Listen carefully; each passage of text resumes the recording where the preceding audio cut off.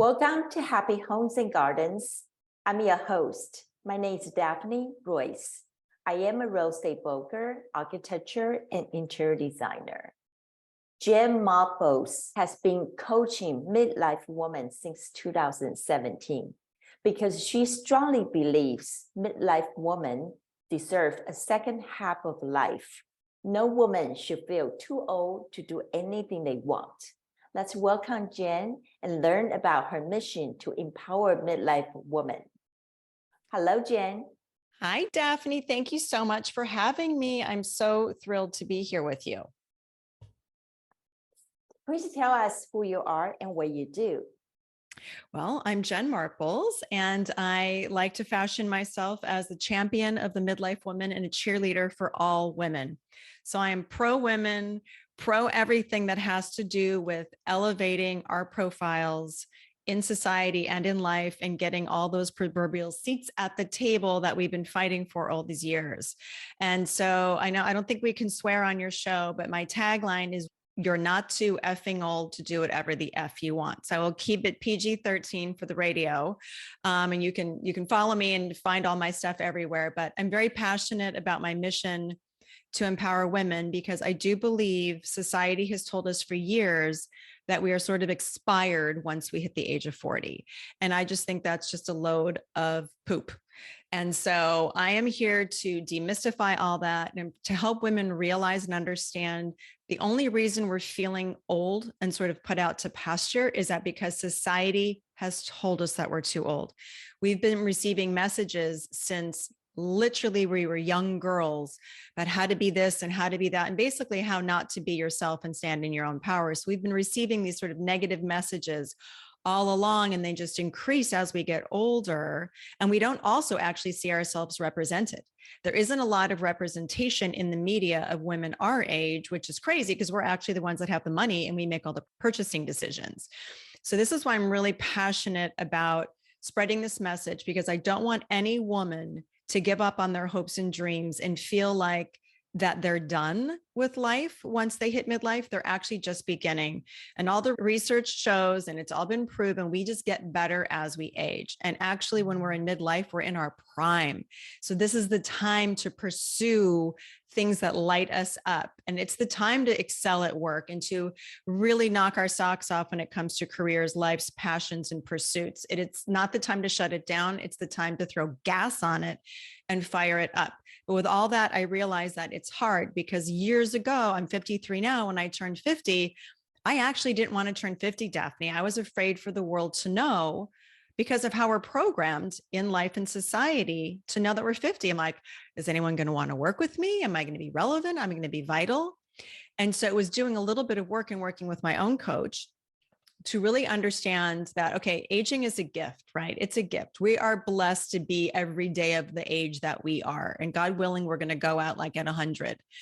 But I realize it's tough to kind of make this mindset shift. And this is what so I do coach. So I coach women, business coaching and life coaching, to help women realize they're not too effing old to do whatever the F they want, but also to help them understand that there's a couple key things that they need to embrace. First of all, your age, and understanding at this age that we have to stop caring what people think.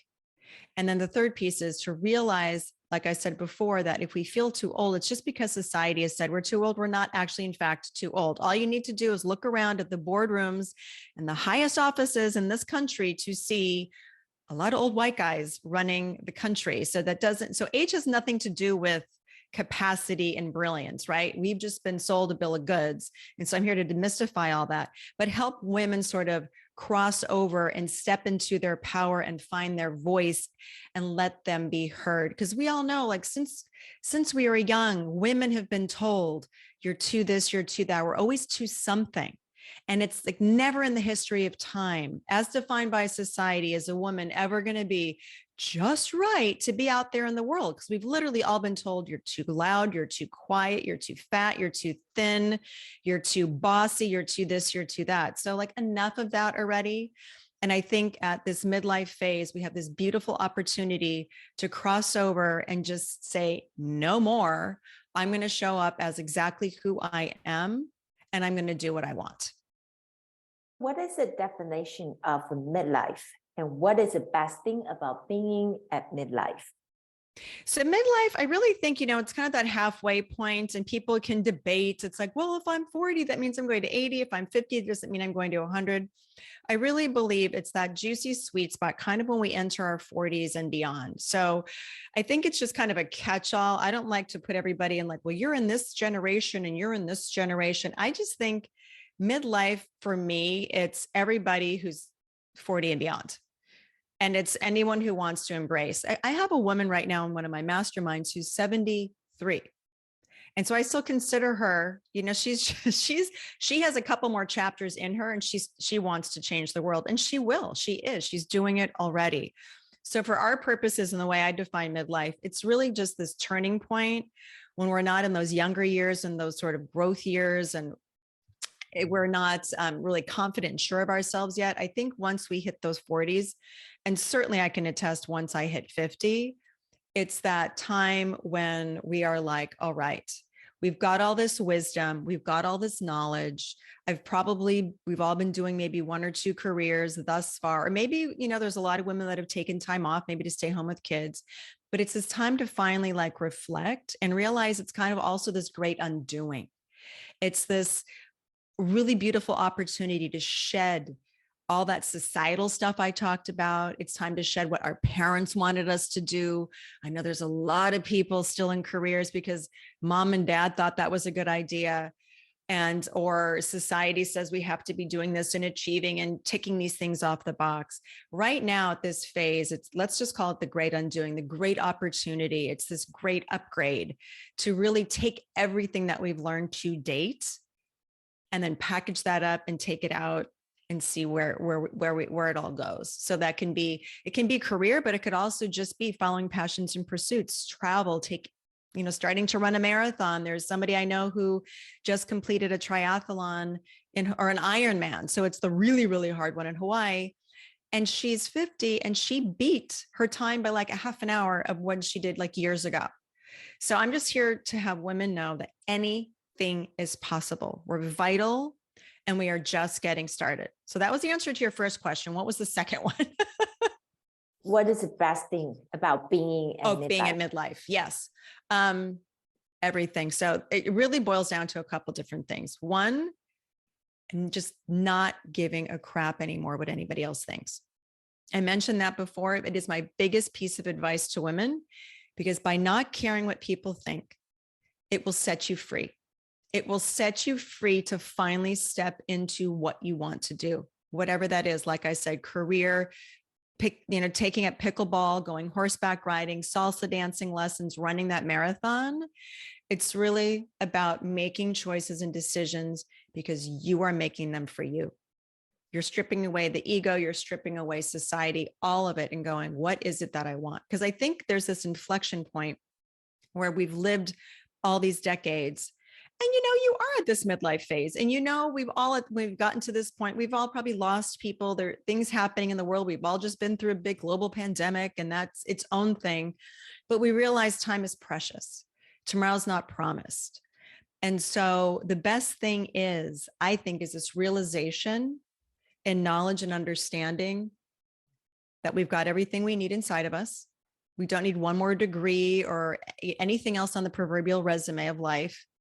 And that we can just once and for all go for it and take joy in it. And so that for me, it's been the most magical and amazing thing, because before I used to own a PR firm. I did public relations exclusively for over 25 years. And I owned a PR firm in San Francisco for 12. It was good work. It was really hard work. And I had all my babies. I was growing my business, growing my family at the same time. And I kept going along like most of us do in careers, doing it because you're really good. Because I was really good. We were all really good when you're doing something for a really long time. But most of us don't step back and ask the question, am I really enjoying this? Is this truly what I want to be doing? And so it's a really big question. And it's a juicy question to ask ourselves in midlife. And we get to allow ourselves to ask that question of ourselves because we just haven't done it before. But I think what happens is, I was just having a conversation with someone, is that something just kind of happens. And I've seen it with all the women I work with. We've all got these rumblings sort of inside, like something's bubbling. We're kind of, we push it down, we push it down. And finally, I think once you hit this midlife phase, you've got to like sort of answer the call. You've got to like go, what is it that my gut is trying to say? Where do I really want to go and take this? Some women have completely changed careers. Others like me have taken bits of an old career and repackaged it differently. So I haven't thrown away all my marketing expertise in any of that, because I take that into business coaching with women. So I love to help them grow businesses as much as I also did coaching training. So I have this other group of women who are just trying to figure out what they want to do. So I work with them too. But the beauty is we've got everything inside us already, and we just need to allow it to come out. And I just think that is the most beautiful thing at midlife, that we've got everything that we need right now. Since you have talked to so many women, what are the biggest challenges for women at midlife? Well, the biggest challenge, Daphne, and this is not going to be a surprise, is women thinking that they're too old or that they're too late, that the ship has already sailed, that the time has come and gone, and that they should have, could have, would have done something, and now it's too late. I am here to tell you it is not too late. So that's kind of number one. Number two is the societal sort of expectations and everything I said before. We've just been drilled over and over again, drilled with the same messages of you're too old, that's not for you. I've talked to women in their 30s, Daphne, who thought that they were too old, like they were reaching a point of like expiration in their career. And I said, where are we getting this from? Of course, it's society. So there is very real ageism in the workplace. And I don't want to diminish that, because it is real. And I feel like it's the last untapped thing in the sort of the DEI realm that we haven't really uncovered and addressed. Stuff is happening. I do see things happening right now, but we have so far to go, because so many women are afraid to say their age at work. And, and it goes into societal pressures of how we need to look and show up and not have gray hair and this, that, and the other. And I'm a fan of do whatever you want, show up however you want. But I do understand and realize and fully appreciate that it's easier said than done, because a lot of work has to be done as a society in general. So number one, it's, people feel too old. Number two, it's the whole ageism in the workplace. And then number three, I think it's what we women deal with all the time. And it's just this fear of not feeling good enough, or not feeling like you're allowed to do something that's for yourself. And so it's allowing yourself that permission to pursue something. Because I'm just going to do a generalization. I put myself in this camp. Most women, we're always giving. We're giving in so many areas of our life. We're giving to our families, our kids, our communities, at work. And if we want to do something for ourselves or explore something, it feels almost impossible and selfish to say, go sign up for a class or get a coach or go on a retreat, but to do something that's only for you. And so I do take women through that process, because I had to learn how to do that for myself as well, because I was so programmed giving. And then this brings me to point number 4, is that a lot of women lose touch with who they are, because in general, we've been working. Many women have kids. We've put everybody else in front of us, and we're taking care of everyone. And then when you start to do all these things, you're momming, you're working, you're sistering. A lot of us are taking care of aging parents. We can get very disconnected from ourselves. And it's heartbreaking, but it's the truth, because we're running and we're on that hamster wheel. So it's hard to get off that hamster wheel to figure out who we actually are. And I'll tell you a quick story. When I was investigating, what I wanted to do, and it was a couple of year process, I was doing coaching training, and I took myself into the city, into San Francisco, and I went to the Mission District. I went to a live podcast recording, and I went by myself. Remember my husband asking me, are you going to go with anyone? I'm like, nope, I'm just going to leave it open to mystery. And so for one night, and this was, my kids were a lot younger then, I allowed myself to be me. Nobody knew who I was when I was walking those streets. I had a cute outfit on. I'm going to this live podcast recording in the Mission. And for those of you who don't know it, it's a very edgy part of town in San Francisco. And I remember thinking to myself, there she is. There I am. There's Jen. She's not the wife. She's not the mom. She's not the worker. She's just a woman of the world. And I was just letting my spirit guide me. And so I think that's a really important point. I say this, and I use this example a lot because women we tend to lose ourselves. And then the fifth thing I would say, that the hardest thing about being at midlife is asking for help. So like I said, we've been giving, and it's hard to ask for help. And so I would encourage any woman listening right now, if you're feeling stuck or frustrated, or there's things that you need to unpack, or you feel like you've got that inner critic who's just kind of beating the crap out of you and not letting you move forward, just seek out help. I like to say, if you've got kind of things from the past, this is kind of like the delineation between coaching and therapy. If there's some stuff you still got to unpack, we've all got that stuff. Go find yourself a great therapist. If you want to move forward and kind of unpack what it is that you want to do, that's a great time to work with a coach. Or you can even employ like a friend and just say, get one, all it takes is one friend, and really get that person on board and say, like, let's help each other, be accountability partners. Let's help each other go for our dreams. And we're going to commit to each other, and we're going to be honest with each other, and we're going to support each other, because we can't get through this life without help. And it goes to everything else I've said, like women, it's so hard for us to ask for help. It's hard for a lot of people to ask for help, but in general, really, it's hard for women to ask for help. So just do it. So those would be my top 5 things. There's a lot more, but those are the top 5 things that are the most prevalent. I have so many questions for you on this. What should a midlife woman do to prioritize her life? To prioritize her life? Mm-hmm. Well, first of all, this is the most important thing everybody needs to know. You need to realize that you're not too effing old, and that you deserve to be happy, and that you deserve to feel joy, and that you deserve anything you put your heart and mind to. So there's this big worthiness issue that pops up of, I'm not worthy to do this. And women are waiting for permission. You don't need, give yourself permission. And by giving yourself permission and going for what you want, you actually have this ripple effect on all the women and all the people around you. Like, I know for 100% sure with my family, I have 3 children. I'll just say I have 2 teen girls who are almost 16. They're twins. And I have an almost 18-year-old son. So I know that by me pursuing my dreams, I gave myself permission to pursue what I wanted to pursue. They're seeing their mom working hard, but doing something she loves. I'm being of service. I'm also being of service to myself, and I'm being of service to my family. And the kids, I involve them in my business. So what greater, you don't have to do anything fancy and big. You just have to say to yourself, I'm worthy. I'm worthy of being happy and living this life if I don't do anything. Because a lot of us tie worthiness into achievements. And we don't need to be achieving to be worthy of love and to be worthy of receiving. And so that's really important for everyone to hear. So that the biggest thing is just knowing you are worthy of whatever it is you want. Full stop. How do you identify what midlife women want in their life? So I take them on a journey to, before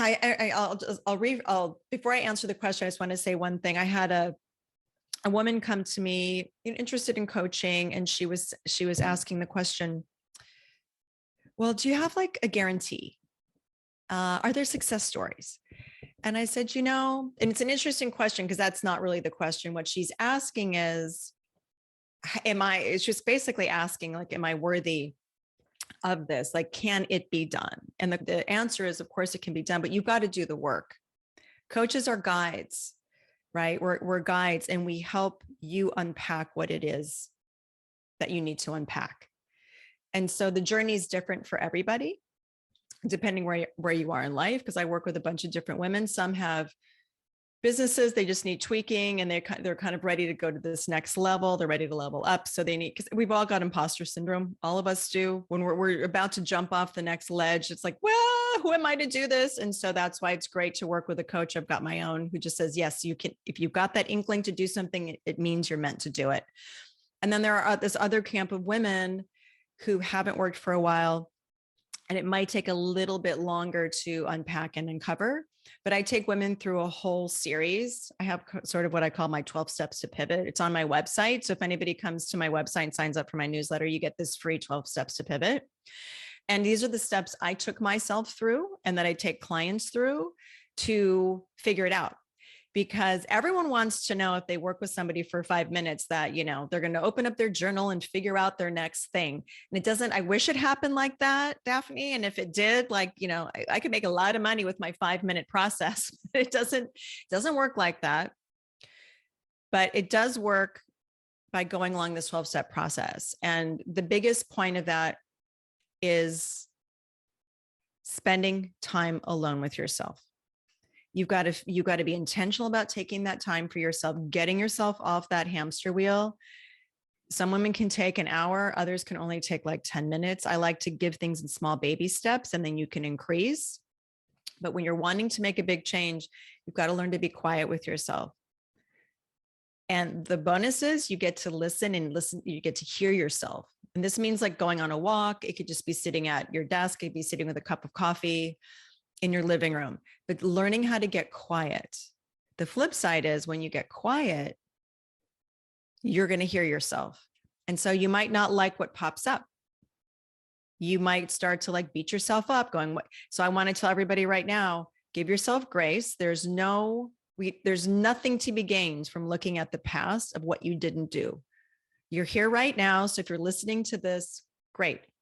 It's day one. It's day one of the next part of your life. So you just take that time and then, gently increase it over time. But a real easy step to do is, I like to do 2 things at once.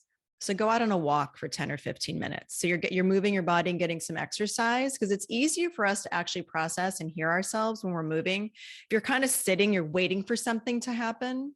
But I know I get my best ideas about things if I'm driving, or if I'm going to yoga, or I'm taking a walk down by the water. I'm flooded with ideas and inspiration. So do that, those 2 things together, and you can tick 2 things off the box. And the next part of that is then journal. So like, what did you hear? So get into a practice of journaling for a few minutes every day. Start with 5, then go up to 10, and then get things down on paper. Just get things down on paper and just start writing, and see what happens. And then the third step would be to enlist help if you need it. So that could be joining a women's group. It could be, like I said before, grabbing a friend and saying like, let's go on this path together of change. Get a coach. There's mastermind groups, there's group coaching, there's retreats, anything that gets you kind of out of your zone and around a new group of people is going to help you. And we've all heard, that saying of like, you're the sum of the 5 people that you spend time with. It's so important at this time, especially if you're feeling sort of nervous about it all. It is the best investment you will make by making and searching out for new friends and new groups and new opportunities, because you're going to realize too, we're all in this life together, and we're all feeling and experiencing the same things. So I'm in so many different groups of women. I feel so blessed every day. And these women are integral into my just life. Like being with these women have helped me like up level my marriage. So it doesn't have to even be like work related, career related. Just aligning yourself with the right group of women is going to help elevate you and get you closer to your goals, whatever those goals may be. So those are some top tips. Like I said, I've got these 12 steps to pivot on my website. So I could talk to y'all for hours about that, but I'll spare you all of it. But so those are kind of the top 3. If those are the 3 takeaways today, that's what I want you to leave with. Those are top 3 tips to have a successful second half of life. Yes. And how can midlife women create opportunity to their careers and relationships? Okay, so that is a juicy question. So how can midlife women, create opportunities for careers and relationships? I will admit that I am a big sort of woo-woo person. I believe in God, I believe in the universe, and I believe at vibrating at a high level. So first of all, you've got to do the work on yourself. So if there's something blocking you, we've all have things probably blocking us. I've done a lot of work on myself. To be successful in relationships, I think in work, in relationships, meaning romantic relationships, friendship relationships, any type of with your kids, all of them, we've got to work on ourselves first because that's our most important relationship is the one with ourselves. And if we're disconnected to who we are, we're not going to be able to connect in a way that's sustaining, fulfilling, and the connection that we all want with other human beings, which is authentic, deep connection. And that's something I see. It's the biggest thing I see right now is women are craving authentic and deep connections, but you can only meet people where they are.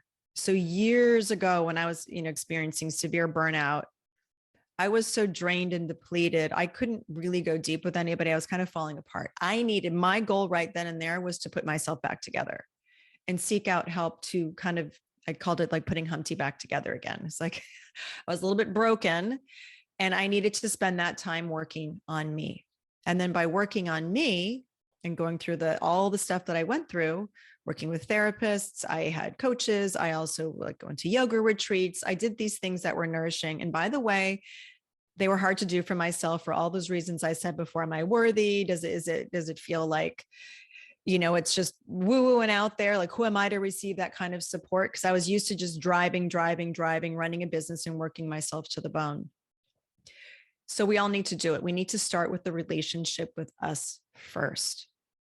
And so if you work on that relationship with you and you realize you've got everything in it you need, you're worthy of love, you're worthy of great relationships, you can only see that once you've done the work. And then so now you go out there into the world. I actually talked to a client about this. I'll tell you this story. She had lost most of her friends through a divorce and through moving. So she was in a new town and she wasn't used to having really supportive female friendships. And she said we went to the same yoga studio and she walked in and she was like, I'm just not finding the people I'm finding catty people and I'm not finding who I want. I'm like, are we going to the same yoga studio? Because so she was walking in with a negative vibration thinking she was going to find only shallow, callous people. I walked in with this higher vibration of I only expect to meet amazing people. And so that's who come into my life. That's who gravitate towards me. But you can't get to that spot unless you've done that inner work. So that would be my biggest piece of advice. You've got to get yourself straight and right. Because if you feel like everything's wrong and the world is beating you down, you've got to take a step back and figure out why and do that work. And it's going to be the best investment you make. The best investment you will ever make is the one in yourself. Full stop. Do you know midlife women have a difficulty relationship is to the younger generations? Well, I have big talks about this, Daphne. I think that my whole theory on all of this is that women need to do a better job of supporting each other. I think people think they're supporting each other, but what I will say is historically, we have been pitted against each other. We have been told there's, X amount of seats at the table in the corporate world. We're fighting for men. We're just we've been taught to fight for everything. It's just been prevalent for years. And so what I'm saying is I'll talk about the older generations first. So I'm Gen X and there's the boomers ahead of me. Everyone had to work really hard to get to where they were going. And so a lot of women don't understand what it's like to actually be in true alignment with other women. And we've got to change that relationship with each other because we all want the same thing. We all want to have friends. We all want to have great, deep connection. We all want to be successful. We all want to be financially independent and viable. And, we look at, the boardrooms filled with still mostly men. We have a long way to go. And so the older generations, I'll say millennials, I feel like, not millennials, But the boomers, they fought really hard. And I've heard some of these women speak that they fought so hard that they don't want to help other women. And so I'm like, that's not how it works, because I'm not fighting as hard as I am. Because so my daughters can be experiencing the same thing. So they're going to, I think they're Gen Z, or they Gen Y. I don't even know. They're almost 16, but I'm working as hard as I'm working right now to change this paradigm and change this conversation. So they hopefully can experience a world where women are true allies of each other and that we're banding together to help each other. And so with the younger women that I talk to, I know they're craving, they want a different conversation. At the event you and I met at, Daphne, there's women ranging in age from 20s to 60s. And it's really interesting to have conversations with the full realm. And I will just add a little sidebar here that I think it's really important for all of us to be friends and have women in our community of all different ages, all different socioeconomic backgrounds, all different cultures, because that's what makes life rich. And we can learn from each other. To say that I'm 53 and I couldn't learn from a 20-year-old is ridiculous. I learn from my kids every day. So we need to open up and get out of our little zones, because most of us operate in these little baby circles of people, and then we don't get expanded thought and opportunity that way. So I always say to the younger women, like, don't do it like us. Like, I'm changing. I'm a big one out there changing, but I still know with my generation X, and the older millennials, we're in deprogramming, because we've been programmed to fight with each other. And so with the younger ones, I'm really hoping that they're going to be learning from us. So what I would say to the younger generation is watch us and learn from us, and learn from the women who are working really hard to change this conversation. And we just want equality. I'm married to a guy. It's like, I'm not a man hater, but we're all striving for an equal society, right? So there's balance. So it's not one group of people making decisions for all of us. And we need to realize that by working together, we can all go so much farther and faster by working together. I mean, I'm confident enough that you would never think years ago that you could sit at a table with 10 women who were doing the same thing as me. And I talk about all these other women doing these great things. You have to understand, and like you being in real estate, you could be at a table with 10 realtors and you could be saying, Jane does this and Sally does that. Like, you have to be confident and know there's enough business to go around, and that everyone is going to do better by all of you working together and sharing best practices and secrets in business, and go, hey, Daphne, this worked for me. Like, maybe you should try this. This is the way out. By us all working together like that and promoting each other, that's the way out. And guess what? We're going to have a lot more fun. Doesn't it sound a lot more fun to be doing this together than working alone? Absolutely. Yes. You always want to support others. I mean, I do.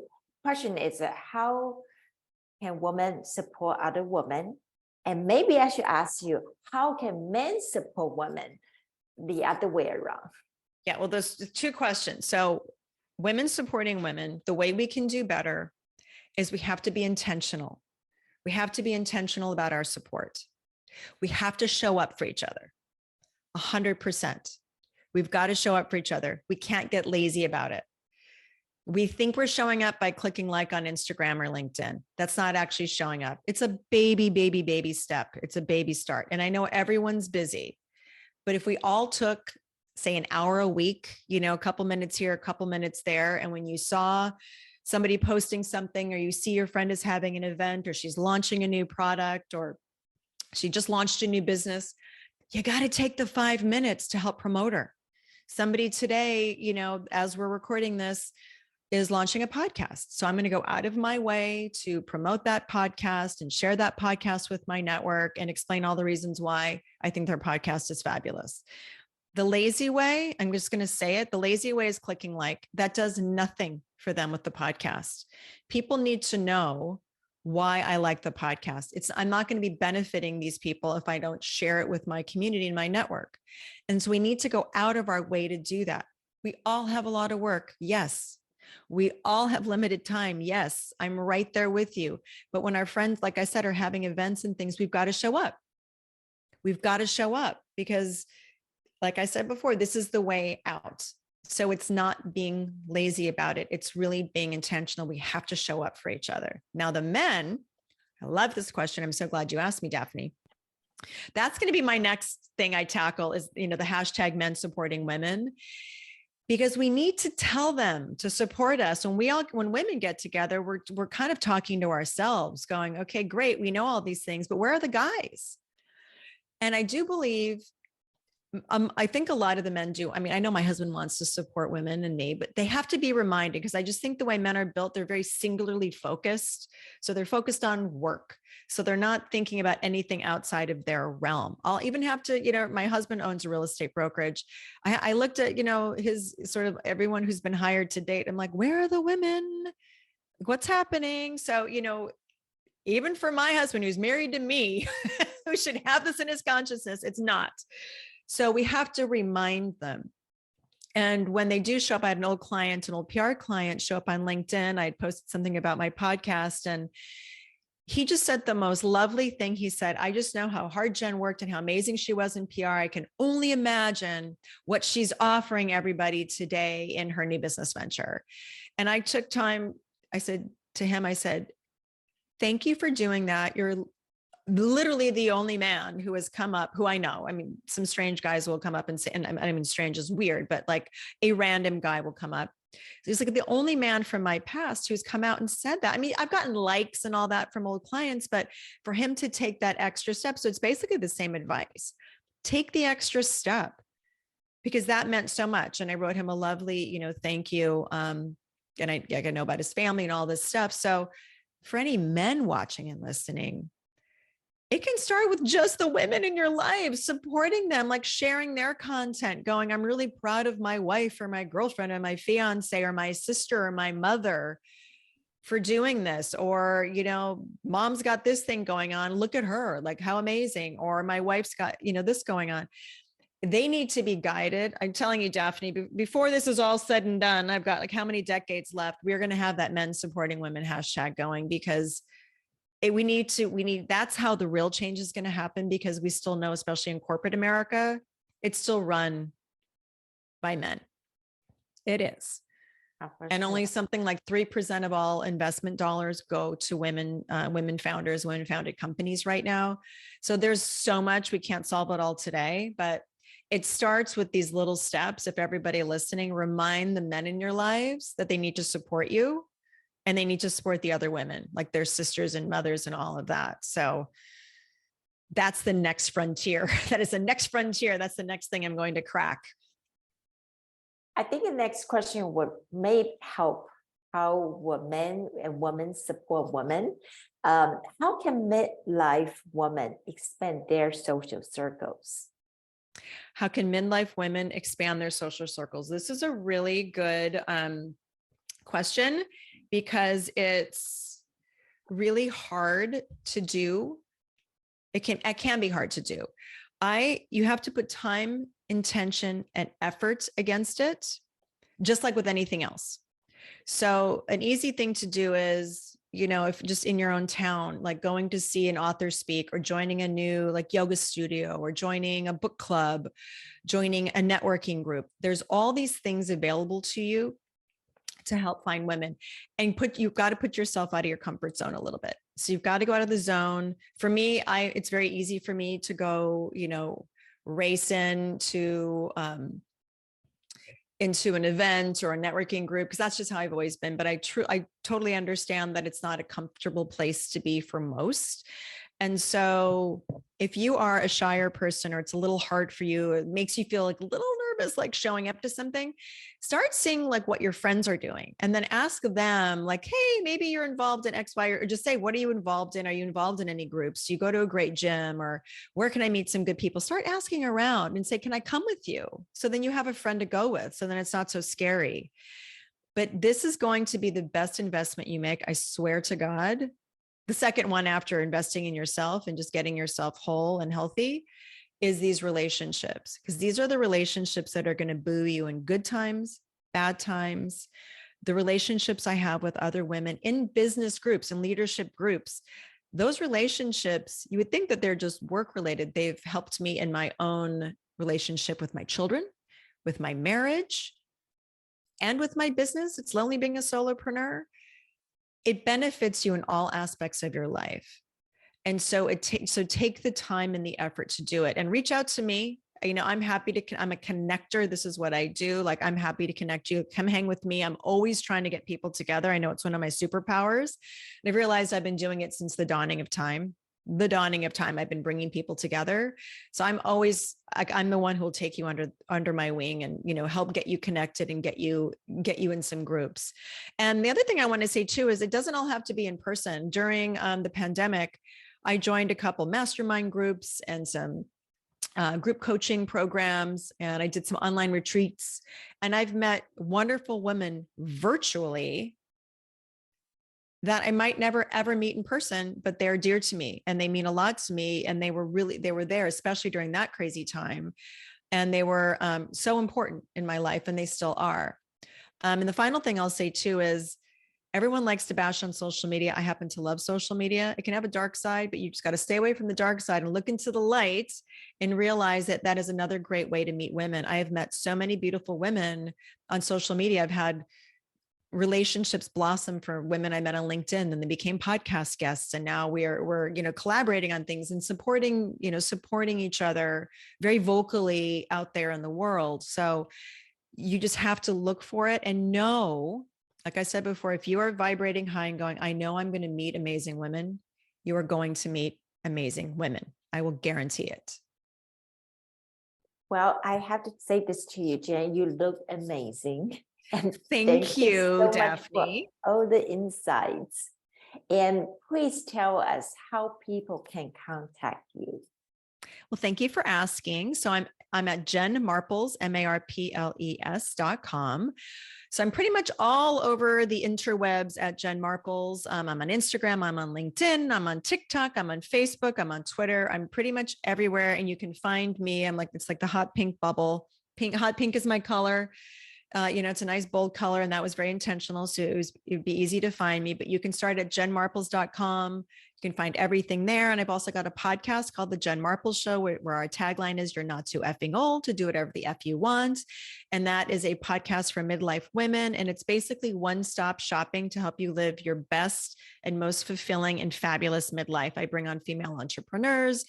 I bring on women who talk about menopause. We talk about presenting yourself. We go deep into all aspects of midlife, relationships, everything, because there's so many things that are hitting us in midlife.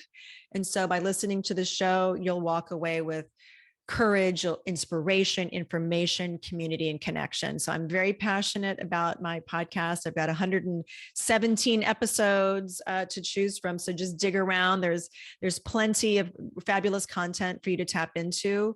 And my goal starting it was just to help all of you women know that you're not alone, and to also give you tips, tricks, and tools to live your best midlife. Loved it. I have to check out myself too. Yes, you do. Thank you so much, Jen, for your time today. Thank you, Daphne. It's been a joy. I'm honored to be here.